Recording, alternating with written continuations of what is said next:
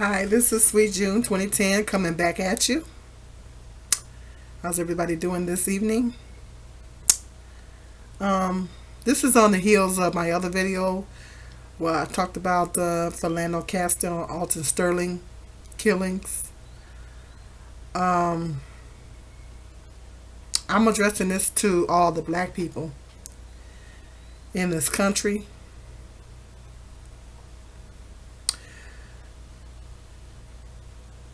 Black people, how many more police killings, are we going to have to witness? How many more killings in the black community are we going to witness? And all the things that's taking place in this country, all the racism, the expectation is that it should be getting better, but it's getting worse. See, that should tell us something right there. That's a wake up call. How many more of these killings, these police killings and everything, are we going to have to witness? And the killings, the senseless murders that's going on in our black communities, and particularly in Chicago, it's an obscene amount of killing going on in Chicago. We can't ignore the fact that there's uh, an overwhelming amount of killings that's going on in the black community and various communities throughout the United States. How many of these things are going to have to take place, black people, before we decide to wake up? How much this stuff going to have to continue to take place before we realize that we need to start uniting? I think we all should, everybody as a whole, I think white people and black people should unite. In a perfect world, that would probably happen. I don't know if that's going to happen in this system. It might happen in the new system. But black people, how much of these things have to take place? How many of these more things of these things that we have to witness before we wake up?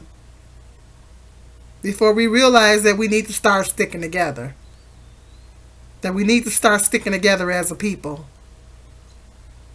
How much is this going to go on before we realize that we need to start sticking together? See, we gotta start sticking together, black people. We gotta stop all this colorism, light skin, dark skin beef. That doesn't even make sense to me. It's just ridiculous. It defies logic because at the end of the day, if you're a light skinned black person, guess what? White people look at you, guess what you still are?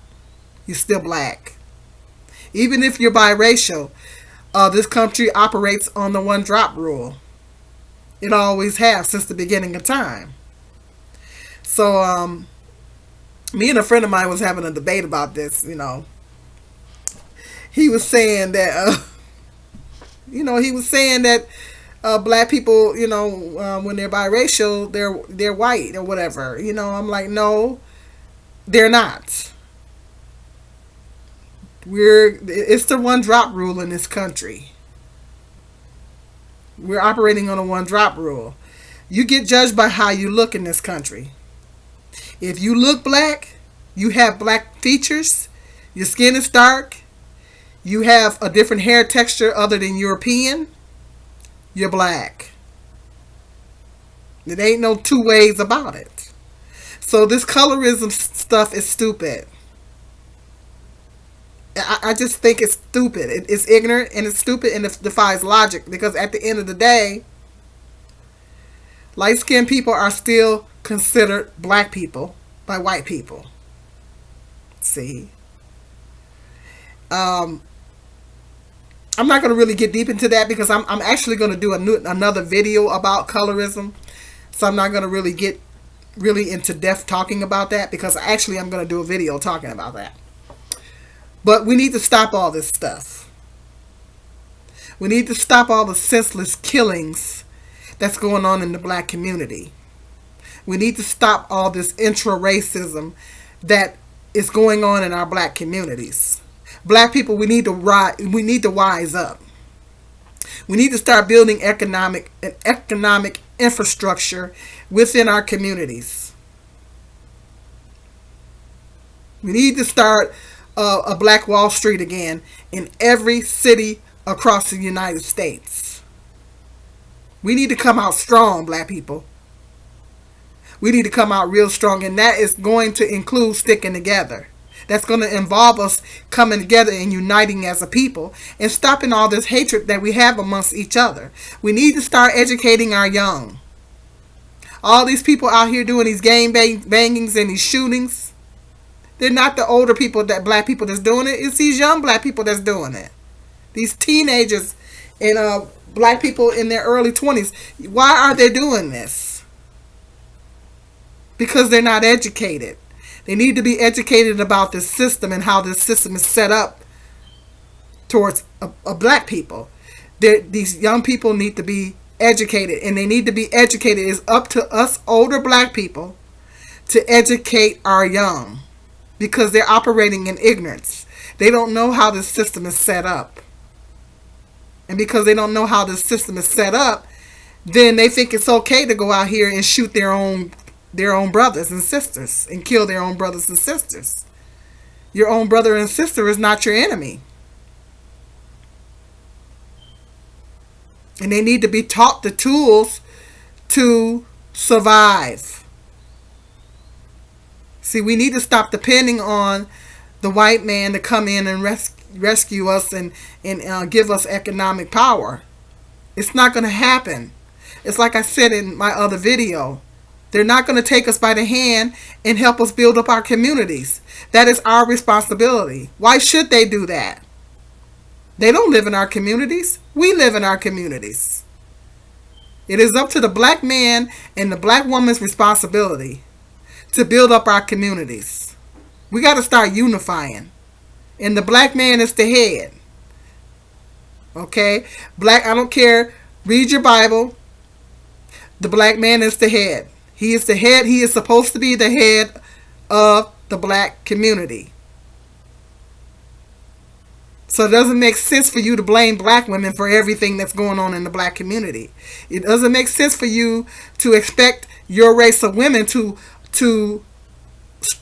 uphold, to hold down the black community, because women, we're not the head of anything. God didn't institute us to be the head of anything. He instituted the men to be the head. The black man is the head of the black community. And if you don't know that, then you need to do your research, read your Bible, check your bub. Something ain't right with you. You know, you're operating in ignorance if you don't know that. Because the man is the head. The Bible specifically says the man is the head of the woman. So the black man is the head of the black community. Okay, so black men need to start coming together. We need to start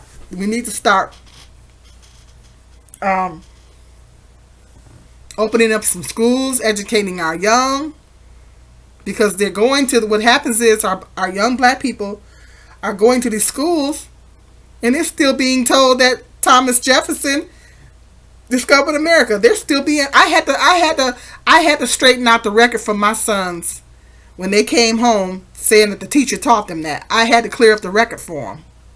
See, they're still teaching that in the schools. They're still teaching that in the public schools. It is up to us black people to educate our young black people. See, it's our responsibility to educate them, because we can't expect for everybody, other races of people, to educate them, because they're not doing a really good job at it. They're not educating them about the system and how the system that we have, this systematic racism, institutionalized racism. Our young people need to be educated about those things. See, a lot of us black people are living in a state of oblivion. And I meditate on these things all the time. I meditate on this. I guess I'm just a thinker, and I'm always meditating and thinking on stuff. It's like we have. I think that us as a black people, we're so oblivious to this stuff. We're so used to things being a certain way, is that we don't even realize a lot of things. It's like when I go into a store, they got those Dollar Generals all over the place, and Family Dollars, and they have them on different sides of town. Well, I noticed that in the predominantly European communities, those stores are better and they're bigger. They have different things in them, a better selection of stuff in them. But the one that's closer to the black community, they don't have the same stuff. See? And the stores typically tend to be smaller. See, I look at stuff like that. To me, that's institutionalized racism.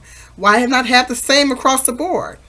Now, of course, you're going to put black hair care products in, you're going to market more of those in the ones closer to black community because black people use those. But, why not put, I went into a Dollar General across town that's close to the white neighborhood, and they had Starbucks in it. I said, they ain't got no Starbucks in our Dollar General. Where's our Starbucks? Why they got Starbucks in this one? See, that's an example. It's institutionalized racism. Why not? Why are you putting Starbucks in that one? Why can't we have a Starbucks in ours? See, it's that kind of stuff. See, my branch, a bank that I serve, decided to close the branch that's in a predominantly black neighborhood. When they're making a decision to close some banks, guess the first one on the chopping block, the one that's close to the predominantly black neighborhood. Now I got to drive way out yonder to do my banking now. I'm not happy about it. See, that's institutionalized racism. I don't care what anybody says. See, I look at stuff like that, but see, a lot of black people are in a state of oblivion. See, and it's like we're so used to things being that way that we don't even pay it no attention. If you don't really stop and think about it and meditate on it, then you're not going to pay it any attention. Well, I learned about it in one of my classes as well. But it's institutionalized racism. And as you know, this country operates on classism as well. It's these kind of things that our young people need to be educated about. I educate my sons about this kind of stuff all the time because I'm always thinking about this kind of stuff. And I read and I research. If like I said, we're so used to things being a certain way, we don't really stop and think about all that. See? But that's what it is. It's institutionalized racism. Our young people need to be educated about these things. And the problem is they're not being educated about it. And they're out here operating in ignorance. And they think it's okay to have gangs. They think it's okay to have, like I said, a lot of the fathers and the black men in the black communities have dropped the ball. And it is not, everything is not on the black woman. You cannot put everything that's going on in the community on black women because we are not the head of anything. See? And we got to start uniting. We got to stop all this intra-racism. We got to stop all this hatred. All these thousands of videos of black men coming on YouTube bashing black women. Now I'm not getting into that, but I'm making a point here. We got to stop all this because as long as we continue to hate each other, as long as we continue to not unite and stick together, we're going to continue to see this violence happen. Because the problem is that white people are looking at us and they're like, okay, they're seeing all the shootings that's going on in Chicago, all the shootings and killings that's going on across the United States, in cities all across the United States in the black communities, and they're looking at that and they're saying, okay, they don't even have no respect for their own people's lives. So if they don't have no respect for their own people's lives, why should we? I'm sorry, but that's the way they're looking at it. They figure if we don't have no respect for our own people's lives, then they're not going to have no respect for our lives. We need to start having more respect for our people's lives. We need to start unifying and coming together. We can't expect for other races of people and come in and build up our communities. It's not going to happen. They don't live in our community. We live in our community. Because if we don't do this, we're going to continue to be an underclass. We're going to be a permanent underclass. We're going to continue to see these killings, and it's going to get worse because we're not sticking together. This is a consequence. I think all this stuff is a consequence of us not sticking together on a continual basis. We're not sticking together. We're not trying to build an economic infrastructure. We're not doing any of those things. This is a consequence of this. This is the wake-up call for us. We need to start waking up, and we need to start realizing that we need to start doing these things. We need to stop all the colorism, all the inter-racism. All this stuff needs to stop, black people. Otherwise, like I said, this stuff is going to continue to go on. All this stuff is going to continue to happen. We got to start sticking together. We got to start uniting. Other races of people are doing it. Other races of people are coming together. We got to do it. We got to start sticking together. This is the time for us to do it now. I know I did a video similar to this before, but I'm doing another one. We got to start sticking together, people. Otherwise, this stuff is going to continue to happen. You know, we got to stop killing our own people. We got to start this gender war between black men and black women got to stop. This is ridiculous. Who shot John?